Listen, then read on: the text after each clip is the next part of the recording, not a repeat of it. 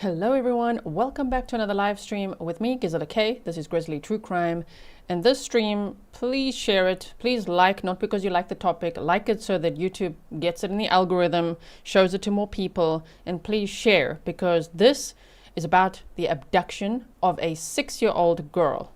And we're going to go over the entire timeline, everything we know so far, as well as who they believe abducted little Ruby in this tiny little town called Almond in Wisconsin. So it's a case happening in Wisconsin right now. I'm quickly going to show you a clip just so that we can get a little overview of the case. We're also going to watch the press conference they had yesterday on September 12th of 2025. So we'll watch that together. And I've got a presentation for you.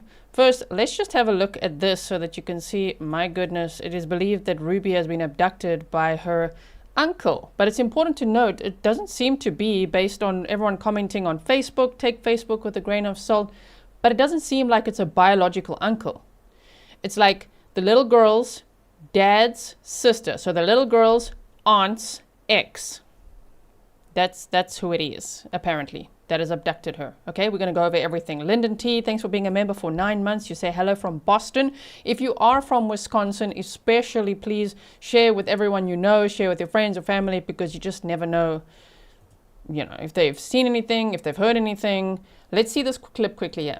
The urgent search for missing 6-year-old Ruby Lehman started Thursday afternoon at her grandmother's house in the small town of Almond in Portage County. After several hours and information from the family finally came forthcoming in regards to, they believe that Jordan Coyle, which is an uncle to Rudy, picked up Rudy and took her from the scene. Jordan Coyle, Ruby's 34-year-old uncle, on the state's sex offender registry. 12 News dug into Coyle's past, obtaining a criminal complaint from 2008. When Coyle was 17, a jury convicted him of sexually assaulting a younger cousin multiple times. Well, anytime a child is taken without the parents' consent, it's a heightened, in my book, for anybody. Is it heightened for this? Yes, of course it is. In regards to Mr. Coyle's previous history. Officials saying Coyle is 6'3", 250 pounds, and has body art, a peace symbol on his chest, and a dinosaur, puppy, butterfly, and cat tattoos on his arm. Investigators believe Coyle has Ruby and is traveling in this 2001 white Ford pickup truck, Wisconsin license plate WC2249, with peeling paint on the tailgate. The Portage County Sheriff's Office calling in the FBI and the State Division of Criminal Investigation to help find Ruby. We need as many as we possibly can to go out and do interviews, canvass areas, you know, get the evidence that is needed so that we can continue and be hot on the trail. Okay, and then the sound just stops there. So let's quickly now look at a presentation. So again, it's in Almond, Portage County, Wisconsin, where this case takes place. So I'm just going to move this over. Now let's go over everything that we know so far. And I'm going to link all my sources as well so that you can check them out, find the numbers. The numbers are also on the screen. If you see something, say something. Keep your eyes peeled. The police believe that Ruby and her non-biological uncle are still in the Wisconsin area, but they could really be anywhere. They don't know where they are. Okay, so Ruby Lehman, actually the Center for Missing and Exploited Children updated her last name, and apparently it's 2 N's. So sorry about that. I've updated it on my title and also the hashtags and also in the description box, but I did not yet update this. But Ruby Lehman, okay, from Almond, Wisconsin, an Amber Alert's been issued. She's 6 years old, 4 feet tall, brown hair, green eyes. Last seen September 11th of 2025 at around 3:30 p.m. But I see people on social media are questioning that. That's what her family says at this point, right? But apparently they waited quite a while to report her missing, even though they suspected that this uncle had taken her.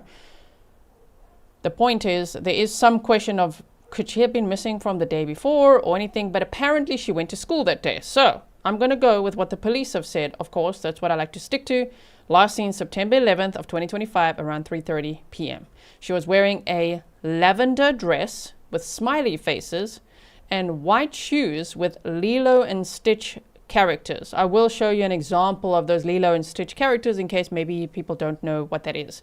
The tip line for Portage County Sheriff's Office, they've established a tip line which is on the screen there, as well as the other number you see there. Just a disclaimer for YouTube, I'm not sharing any numbers I'm not supposed to be sharing or any personal information. It is literally the police tip line that they've asked us to share with the public so that people can call in tips, right? Charlie, aka someone else, thank you so much. All right, so now there is one picture that the media has shared with us, right, with the public, of Ruby. So there above is an example of what her shoes might look like. It's just an example because they say white shoes with Lilo and Stitch characters. So I just went on Google and I wanted to see an example of white shoes with Lilo and Stitch characters, and that's it. So it's not exactly her shoes, it's just an example. This picture was posted on Facebook and people there said, there's a lot of anonymous posters in the group that I will share with you. The group on Facebook is called Abducted Ruby R. Lehman Discussion and Updates. So they said that that is what she was last wearing, that dress. And so it's not the clearest picture, but at least you can get an idea, right? Again, there's the tip line. This is the uncle and the car that they believe that they are in. So have a look at the car as well. I'll show you a zoomed in picture as well later.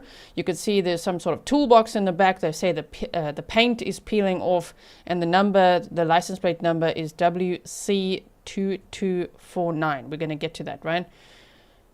So what's concerning is that this guy is a registered sex offender. 34 years old, has served time in prison, was charged when he was 17 for sexually assaulting his cousins, much younger cousins.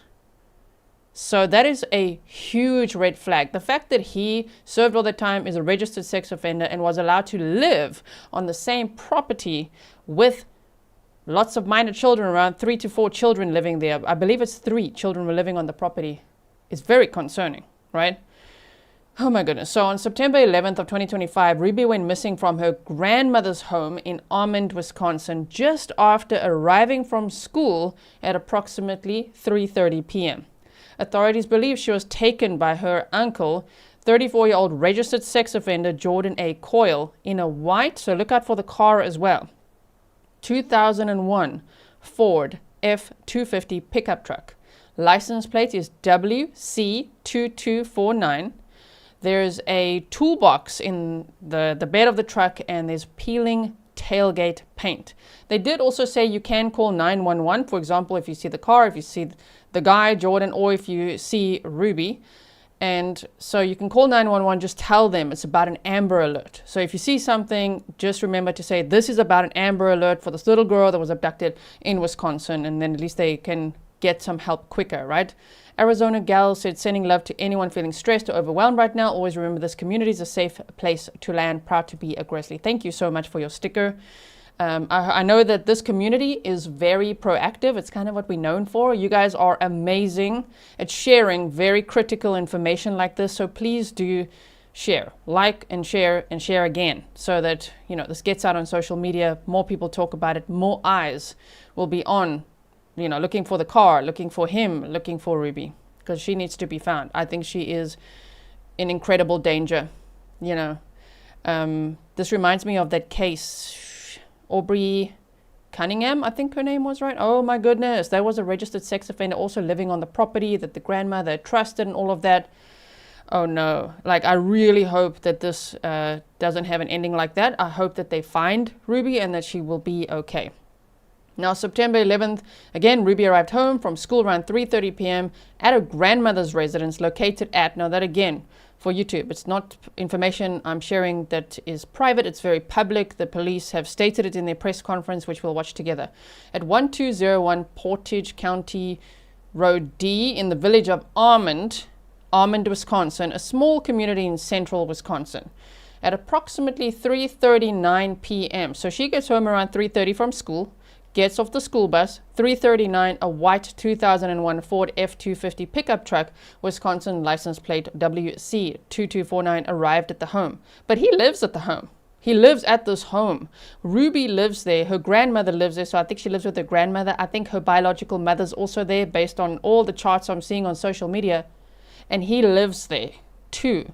So I don't know where he was for a little bit. There's some rumor online as well. But because they make like the truck arrives, picks her up and goes. And now they don't know where he is. Okay, so the vehicle is believed to have been driven by Jordan Coyle, Ruby's uncle, so Ruby's aunt's ex. Witnesses reported the truck stopping briefly before leaving, and Ruby's not been seen since. Family members initially searched the area with local fire departments until around 9 p.m. on that day, but they found no trace of her. So this just scares me so much, you know, because imagine the trauma as well. A 6-year-old girl being taken from her home by a registered sex offender he's not a biological uncle. He's living at the house. He's around kids. The family describes this relationship as a very close relationship. I'm like, oh my word, those are red flags all over the place. Ruby's family reported her missing to authorities around 4:42 p.m. It took several hours for them to disclose suspicions about Jordan's involvement, which delayed aspects of the initial response. So while they said, okay, she's missing, it took several hours for the family to say, and we think that Ruby is with this uncle, this registered sex offender. And the cops are not happy about that, right? Britt Black says, wait, not a bio uncle? No, we're going to go through a little chart. Apparently not a bio uncle. Apparently we'll go through the chart. Ruby's father's sister, so Ruby's aunt's ex. All right. An Amber Alert was issued, so it's active, it's happening. There's multi-agency searches. They said there's like 20 agencies involved, including the FBI right now. And they said this Amber Alert was issued by the Portage County Sheriff's Office and the Wisconsin Department of Justice. A multi-agency search involving local law enforcement, the FBI, the Wisconsin Division of Criminal Investigation is ongoing. And I think he's got some experience living in a tent way back when, based on what I see on social media. So who knows where they might be, right? Now, September 12th of 2025, that was yesterday at the time of this live stream, the Portage County Sheriff Mike Lucas held a press conference. We'll watch it together in a moment to provide updates announcing the involvement of the FBI and DCI to assist with interviews, canvassing, and evidence collection. Sheriff Lucas indicated that investigators believe Ruby and Jordan Coyle are likely still in the Tri-County area of Portage, Wood, and Waushara counties. A dedicated tip line was established, which I'm sharing throughout the stream. It's also in the description box. Feel free to screenshot it, copy it, look in the description box, do whatever it takes to just get this out there on social media. Now, this is important to note. There have been people uploading other pictures of Ruby, who apparently likes to be called Holden. And so there on that News 9 WAOW post, somebody said the mom is dating him. He's not the kid's uncle. And he goes above and beyond for all of them. He is autistic. I wish the media told everything. So that is maybe a family member posting that, like someone feeling protective over the registered sex offender. I don't know. But then someone then said, he's a registered sex offender. There's no excuse. And the person said, I know that. I'm not saying it's an excuse. I'm just giving it correct information, since they keep saying the grandmother's house and that he's the uncle and he has those children all the time. Not like he randomly took Holden, what Ruby likes to be named, without consent. And then someone said, where are her parents? What the F is wrong with you? And he's a sex offender. It's public info. Be a better person. So that went down in the comment section on a social media post. And what the important thing, the reason I'm sharing this with you is because when you're looking out for Ruby, you got to look out that Ruby might now be dressed like this. You might be looking for a child that's 6 years old that could look like a little boy. You know what I mean? So you got to keep an open mind, because that could be a good way for this registered sex offender to disguise Ruby if they're out in public. So don't only look for like a little girl, you know, in a McDonald's or wherever. Look everywhere and keep your eyes peeled. Look for the car, look for him, consider him with glasses, without glasses. I'm going to show you pictures. So this just makes me really sad, because there's some posts on social media as well, which I take with a grain of salt, but do want to share it in case it provides some context. And maybe then family members you can also email me to correct any information. My email is grizzlytruecrime@gmail.com. We want to get accurate information out with a goal of just helping to find Ruby, right?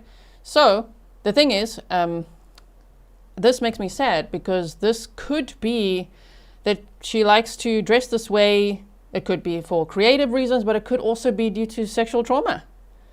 You see this sometimes in cases where there's severe sexual trauma, and then the child tries to cope with it by, dressing in a way that they think might avoid what's going on with that person, right? So that makes me very sad when I see these pictures. There's more pictures I'll show you now, but just also consider, don't go to them, don't talk to them, just call 911 or call the tip line, right? So that the police can rescue Ruby. So here's some more pictures as well. They said only recently Ruby started growing her hair out a bit and wearing dresses again. That's someone who posted on social media that said that, so I'm just repeating that in case it helps. The main point is keep an open mind. Just keep an open mind when you're looking out in Wisconsin or wherever, because there could be anywhere, looking out for Ruby, right? So these are both pictures apparently of Ruby, as you can see there. So yeah, but my goodness, trying to remain calm. This case makes me very nervous, and we need to get all this information out, and they need to find her. Now, Jordan Coyle, 34, is described as Ruby's uncle and the primary person of interest. He's described as a white male, 6'3" tall. He's pretty tall, huh? Damn. 6'3" tall, weighing approximately 246 to 250 pounds, with red hair, a beard, and a mustache. He has distinctive tattoos, including a peace symbol on his left chest or breast area, and additional tattoos on his arm, a dinosaur, a puppy, a butterfly, and a cat. And that just pisses me off. Now, I'm not saying that anyone with those tattoos, there's nothing wrong with that. But in this context, a registered sex offender with those tattoos is definitely doing those to entice children, right? Look at the puppy on my arm. Come and look at the puppy tattoo. Look, it's a little cat. It's a butterfly. A dinosaur. Oh, no, no, no, no. And I'm speculating. Maybe he just likes those things. But I don't care, because he's a registered sex offender and the primary person of interest for abducting a 6-year-old. Authorities believe he's traveling with Ruby in that Ford F-250 pickup, 2001, mentioned above. WC2249 is the license plate to look out for. Maybe he removed the license plate, maybe he changed the license plate, so just keep an open mind. Now, these are pictures from previous mugshots, basically. No glasses, with glasses, and then there's a more updated picture now. I think the picture on the right is the most recent one that we have. And again, the car, you could see the paint on the back peeling off. Maybe if one keeps an open mind as well, maybe he would spray paint it now or something to try to disguise that, seeing that as this is all over the news. Yeah, but this, oh man. According to the Wisconsin Sex Offender Registry, Jordan Coyle's primary address is the same as Ruby's grandmother's, and that concerns me greatly. Do not give him a place to live where there's children living there. Ever. Ever. We see too many cases like this where people think, shame, a registered, it's okay, you can come live here. He won't do anything. It's a matter of time. It's a matter of time. It's very dangerous to have people, they shouldn't be allowed around children, right? Now, that's the last place that Ruby was seen. So he's got aliases, Crazy Kid Coyle, Jordan Coyle, Jordan A. Coyle, Red Coyle, Big Red, Jordan A., Jordan Allen, Jordan A. Thank you to Grizzly Cat for helping to dig this out. That was great teamwork as well. To just in minimum time get us the maximum amount of information, especially with these charges. What was he charged with before? So you can see his residence is listed as, the same address they say the grandmother lived at. So you're telling me he lived there? That's apparently it. He apparently lived there with Ruby and her siblings. And her mom was apparently there, and grandma. Now this is a chart shared on social media. Thank you to the anonymous participant that shared this. Okay, I would give credit if they had their name, but I don't know who it is, so I'm going to link the group, which is called Abducted Ruby R. Lehman Discussion and Updates, right? Okay. So, Ruby, the picture's on the right-hand side and tip line. So what this person on social media shared, which is helpful, right, is this chart. So I don't know, I can't say this is definitely the family tree, but this is what's shared on social media, and it just helps to add some context of how did this registered sex offender who sexually assaulted a minor, his own cousin, when he was 17 years old, so that was in 2009. We're going to go through all these records. How did he enter the scene? Okay, so this is Ruby's mom, Chelsea Lehman. On the next side is her dad, Eric Lehman. Apparently the dad doesn't live in this home, in this small little town, Almond, right? So mom and dad no longer together, dad living with roommates somewhere else. Then there's the grandparents on the mom's side and the grandma on the dad's side. So I think when they talk about the grandparents living, they didn't specify at the press conference, but I think Ruby lived with her mom and the mom's parents. And then Ruby's dad, Eric, has a sister, Ashley. Ashley they say Ashley's separated husband. That's what they say on social media. So it seems like Ruby's aunt was married to this guy, Jordan Coyle. Just so that we know, well, who's who and what's going on here, this is the first draft I shall present from social media until I find out more, right? If anyone wants to correct this, email me, grizzlytruecrime@gmail.com. It doesn't matter necessarily. I guess everyone just wants to know, well, who is he? Where was he? Why was he living there? How many people were living there? All of that. So I think he was staying with the mom, with the grandparents on the mom's side. And there were 3 kids living on this property as well. And Ruby is now missing. Abducted. They believe he abducted her. So court records from 2008 reveal that he was charged in a sexual assault case involving a minor under 16 years old. The victim reportedly expressed fear of testifying in his presence, leading to accommodations for closed-circuit testimony. Despite this history, family statements indicate that Ruby had a close relationship with her uncle, raising questions about why he had access to her. It does raise questions. You can't trust people like that. It just isn't. I'm not trying to blame the family, shade the family. It's just we have to spell it out. This is the importance of safety lessons. No, you cannot have a registered sex offender having a close relationship with a child. You cannot. I don't care how nice he is, how many gifts he buys, how he's doing school drop-offs and pickups apparently. Again, if you don't know about Audrey Cunningham's case, go check that one out. It ended very badly, and it was a similar setup of, but he drops her off and picks her up from school, and he's such a nice guy. And he's turned, a new leaf. No, they cannot be. So Sheriff Lucas has not confirmed whether Ruby entered the vehicle willingly, but emphasized the urgency due to Jordan Coyle's background.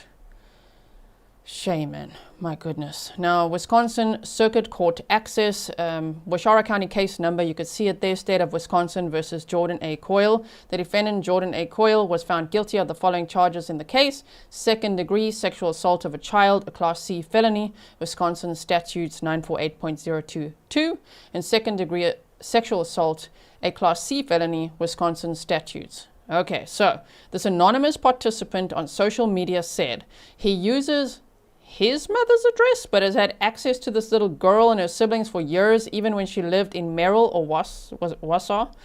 He was taking them, her and siblings, to and from school, watching them, and I believe living in their home with them, and their mother not at the address he's registered at. Law enforcement needs to start watching these criminals, and families need to report what these scummy individuals are doing, especially knowing that they are around kids.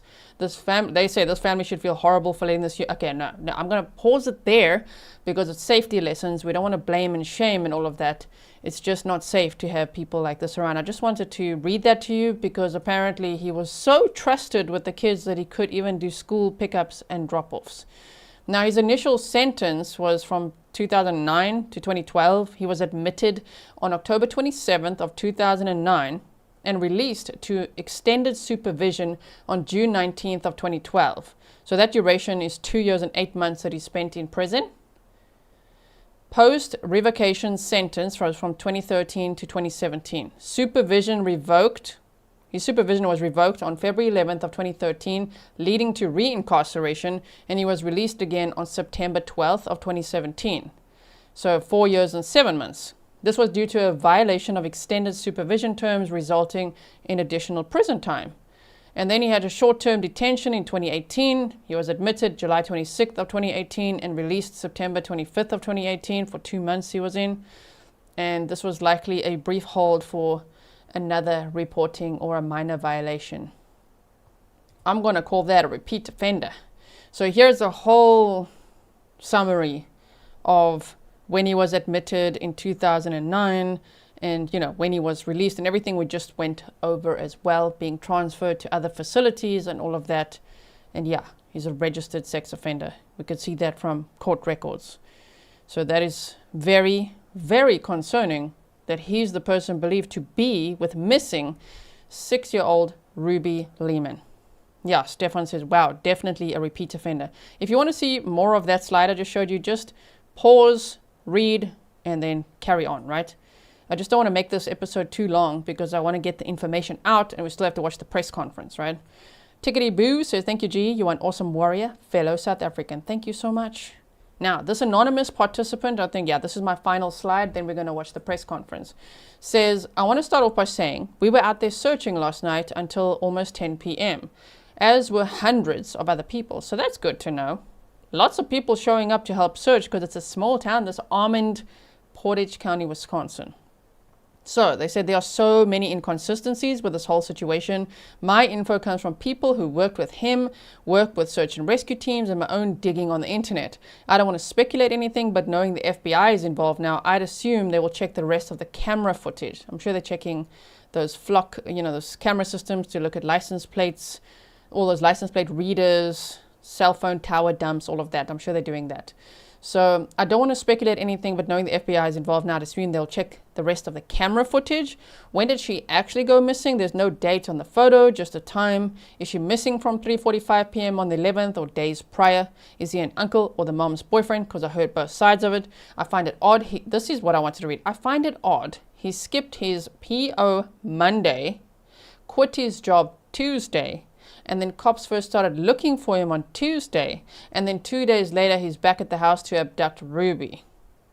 Then it says, let's not forget the grandma, mom, and Jordan all reside under the same address. Where's Ruby's dad? Apparently living with roommates. Why is the family not blasting all over social media? So the point of that, why I wanted to just show this anonymous participant's post is, if that's true that he actually skipped his, I guess it's like a parole meeting, or what is that? A PO on Monday, but then quit his job on Tuesday. Ooh, this is bad. Quit or got fired? What did he do? There's a lot of stressors in his life. I'm not saying that for empathy. I'm saying that as a red flag. It's almost like, oh crap, now you've got nothing to lose, or you've relapsed on something, and now you've allegedly decided to abduct a 6-year-old. That is very, very concerning. Right, so now let's watch the press conference. It's only 10 minutes long. Sorry, this one. Here we go.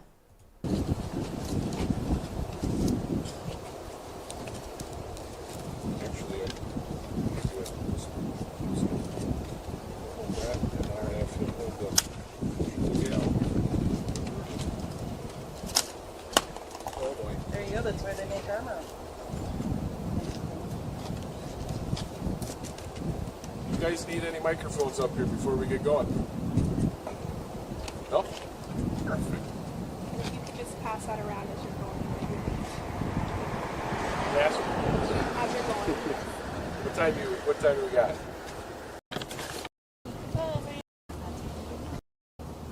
Everybody ready? Okay, yesterday, we're here today because we were called for a child abduction or a child missing at 4:42 in the afternoon down in the town of Almond. Our officers arrived and found out that the 6-year-old girl had been missing since about 3:30. So an extensive search began at that point for the 6-year-old Ruby Lehman that lived down at 1201, I think it was 1201 County Road D in the village of Almond. After several hours, and information from the family finally came forthcoming in regards to, they believe that Jordan Coyle, that's Coyle, which is an uncle to Rudy, picked up Rudy and took her from the scene. So people were very upset that the sheriff said Rudy with a D instead of Ruby, but maybe he just heard wrong when the family told him or something. I don't know. But her name is Ruby, just to clarify, okay? Ruby Lehman. At that point, we stopped the search at about 9:30 at night, and we brought in the Federal Bureau of Investigation and also the DCI to help us in this investigation, since they have a plethora of resources that we can utilize. So since that time, we have been working in regards to the Amber Alert, numerous other things that are tracking individuals, so that we can actually locate this, locate Rudy safely. So I just wanted to keep everybody up to date that we do believe that Jordan is in the Tri-County area at this time. We are concentrating in several areas, and we are going to update further as it progresses. But the FBI from Eau Claire, Wausau, and Green Bay are here with about 20 agents. We have about 20 agents from the Department of Justice that came up to assist us, along with Stevens Point Police and numerous other agencies local that have been assisting us throughout this investigation. When you say Tri-County area, which three counties are you referring to? Portage County, Waushara County, and Wood County. Can you talk a little bit about dogs, cameras, drones, those types of tools that you may have called in to assist with the search last night? Yes, we had, well, first of all, Almond Fire Department, Plover Fire Department, numerous fire departments, and numerous private citizens last night were out doing a canvas search in the village of Almond, which is a small village, but it took quite a while to go through the village in regards to searching. We've had numerous drone teams up. We have called others out. We are also utilizing other resources that I'm not going to divulge right now in regards to the investigative techniques. Just a quick pause. Hattie B's mom, you said at 7:21, said she was at school. She was seen walking home from school. He cut his ankle bracelet off at 4. If you have sources for information like that, please send it to me on email, grizzlytruecrime@gmail.com. I would love to see that as well. Unless it's from Facebook, then I'll say, great, good to know. Good to know. It sounds very plausible, but I'm going to take it with a grain of salt if it's just from social media, because I want to stick to, we don't want to piss off the cops, right? We want to stick to the factual information that they are sharing to help find Ruby. But thank you so much for that as well. Hattie B's mom also said the mom, aunt, and grandma are not cooperating. Oh my word. Okay, so The person of interest in this case, the uncle you said it was, is this a paternal uncle, maternal uncle? Do we know what side of the family? I do not know that. He has a rather long history in court records for Waushara County, including being a child sex offender. Is the concern heightened for this child's safety now that we think she might be in his custody? Well, anytime a child is taken without the parent's consent, it's a heightened in my book for anybody. Is it heightened for this? Yes, of course it is, in regards to Mr. Coyle's previous history. Do Jordan and Ruby have a close relationship? According to the family, the uncle and niece, yes, they do have a close relationship. Just for clarification, it was the grandmother that reported that the two of them had left the house, the residence? The grandmother reported that Ruby was missing from the residence since 3:30 when she called at 4:42. It was another person, after several hours at the scene, informed us of that. So because of that close relationship, or possible close relationship, is it possible that the girl willingly got into the uncle's vehicle and left with him on her own accord? I have no idea in regards to that. Does Ruby's grandma have custody, primary custody? No. And what is Mr. Coyle's, Jordan's hometown? I believe it's village of Almond, or the town of Almond he lived in.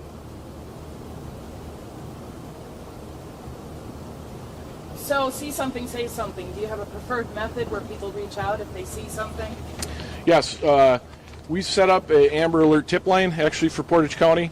Not just the P3 app, not just the Portage County tip line. This is actually through the state that organized this for us, so it's 1-800 936. And anybody that has any information in regards to contact with Jordan. That might have been a YouTube thing. Sometimes they don't like it when you share numbers. That's why I make my disclaimers that the numbers they're sharing is very much police numbers, tip lines that must be shared. So maybe that's why it was muted there, or there was just a glitch in the system. But if you want the numbers to call, firstly, you can call 911 and say it's about an Amber Alert in Wisconsin. But secondly, the numbers have been shared throughout the stream. And it's in the description box as well, and all over social media. Any information at all that they think might be useful, we encourage them to contact the tip line. Did anyone witness Jordan with Ruby, and does he have a cell phone? I have no comment on that.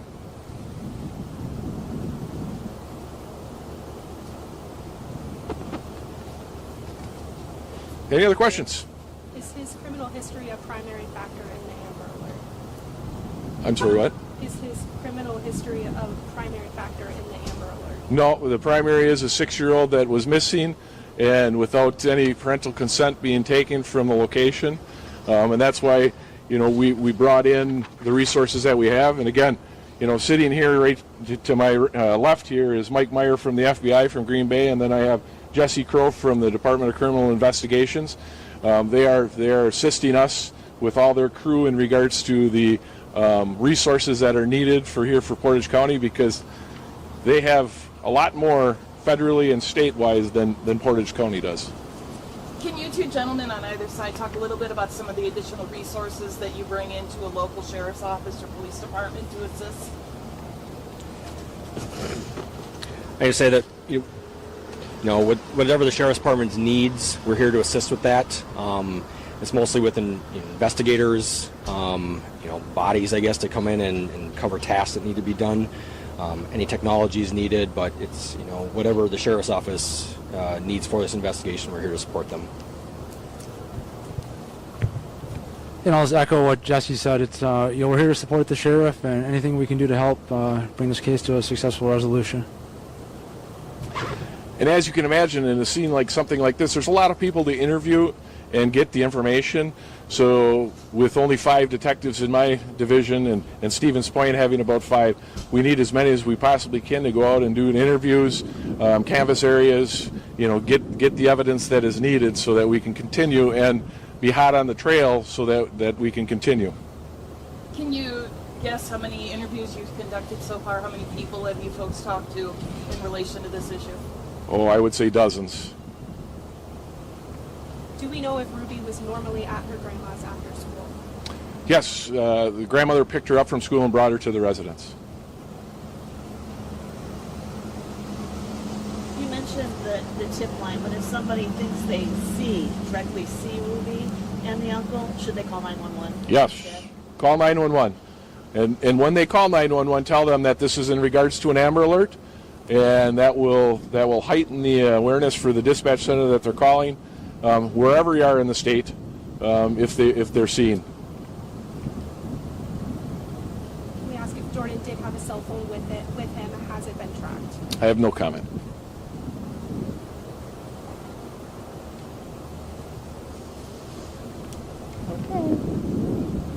There might be one more. Well, thank you. And again, I will be doing updates as soon as we get further updates. I will give plenty of time if there's anything breaking in this for people to come back, or it'll be through the source that I did through an email stating when the next one will be. Okay? And would it be fair for us to say there are ground search efforts underway right now? There's ground. There's all kinds of searches. Correct. Okay, and that's it for the press conference. So that's all we have right now. There are people in chat, which I can only assume are local. Thank you for letting me know that you'll email me information as well. Some people are saying that he actually cut off his ankle monitor before abducting Ruby. So I don't know if that's true or not, but that sounds extremely scary that he would do that, right? So because now they can't track him like that, but they can track his phone. I'm sure they're checking surveillance footage, ring cam, dash cam, gas station. He's got to stop for gas wherever he's going. Maybe he's with a family member. Let's hope that family member does the right thing. Don't hide him. Don't protect him. Yeah, call 911 or the tip lines, because this must be so scary for 6-year-old Ruby. My goodness. So I will keep you posted. If you haven't seen the beginning of the stream, I hope you'll check it out, because there we went over all the critical information, the numbers to call, everything about that we know about Ruby, what she was last seen wearing, everything about the registered sex offender, how he fits into the family picture apparently.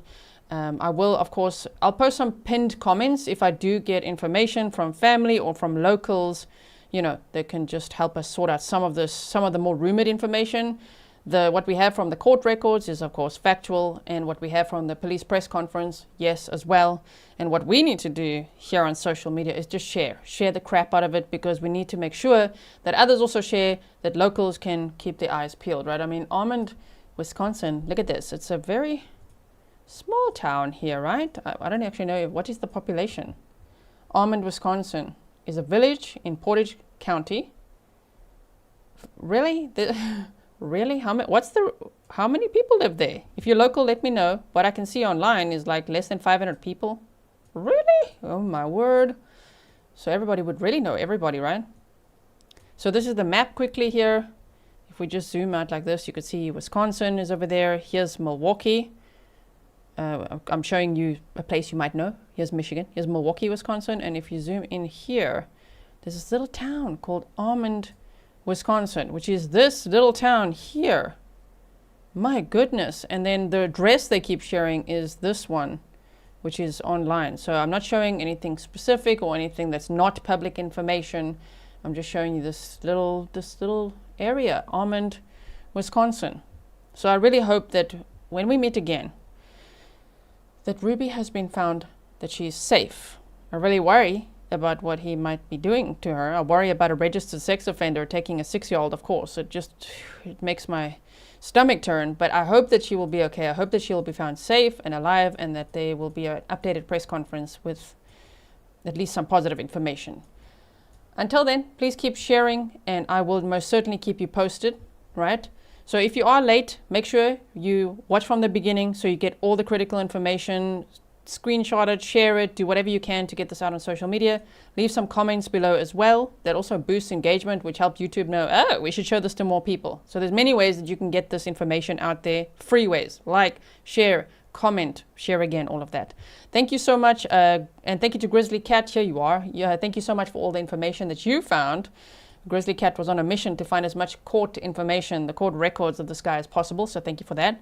And I will see you all again very soon. In the meantime, stay safe.